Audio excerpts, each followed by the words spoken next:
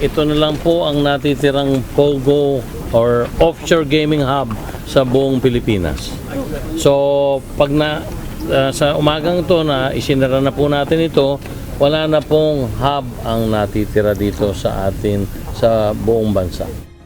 Pogo Free Philippines. Ganito na inilarawan ng Philippine Amusement and Gaming Corporation ng Pilipinas. Ayon kay PAGCOR Chairman at CEO Alejandro Tenco, sarado na ang lahat ng operasyon ng Philippine Offshore Gaming Operators o POGO sa bansa. Kanina, nagtungo ang PAGCOR kasama ang mga kinatawan ng Philippine National Police, Presidential Anti-Organized Crime Commission, Department of Justice at si Interior and Local Government Secretary John Vic Rimulya sa Island Cove sa Cavite. Ito ang pinakahuli sa mga POGO na nagsara ng operasyon sa Pilipinas.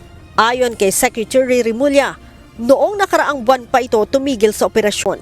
Kinailangan lang nilang inspeksyonin upang masigurong wala nang naiwan na nag-ooperate. Tignan nyo kung may evidence na may mga tao pa nakatira. Pero as of last month, wala nang kuryente yung mga buildings dito.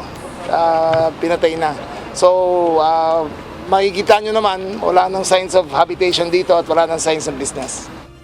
Sa inspeksyon kaninang umaga, abandonado na ang mga gaming room at bakanti na rin ang quarters ng mga empleyado.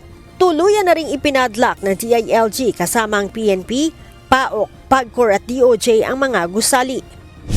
Ang POGO operation dito sa Island Cove ang sinasabing pinakamalaki sa buong bansa.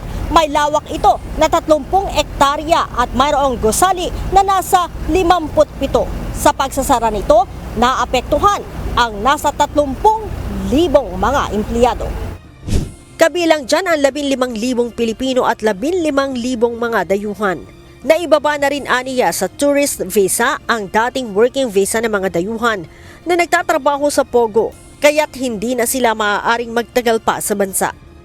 Ang DOLE ang DTI ay gumawa ng job fair para sa kanila, para sa may mapunta sila ibang mga trabaho.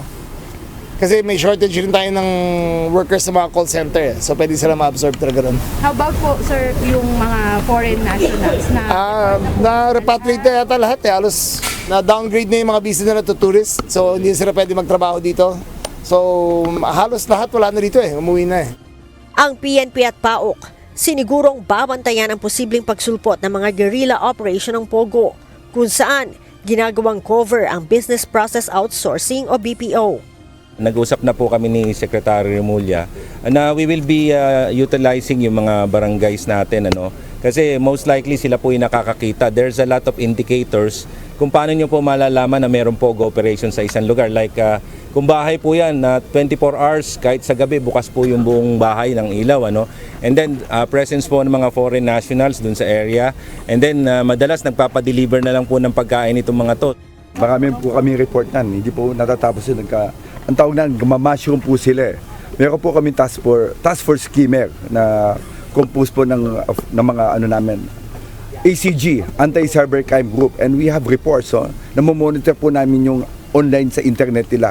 Gaano po yung karaming tao, and alam mo, may mga foreigner na binabantayan kami. May mga reports talaga kami.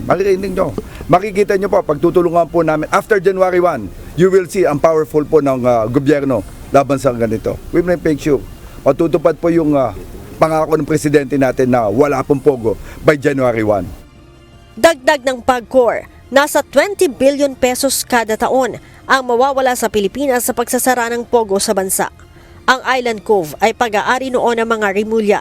Subalit ayon sa kalihim, naibenta ito ng kanilang ama noon pang 2017, kung saan binili ito ng isang real property developer at ipinarenta sa 4 na POGO licensee noong 2019. Leia Ilagan, UNTV, News and Rescue. Diyos ang aming sandigan, serbisyo publiko ang aming pinahahalagahan.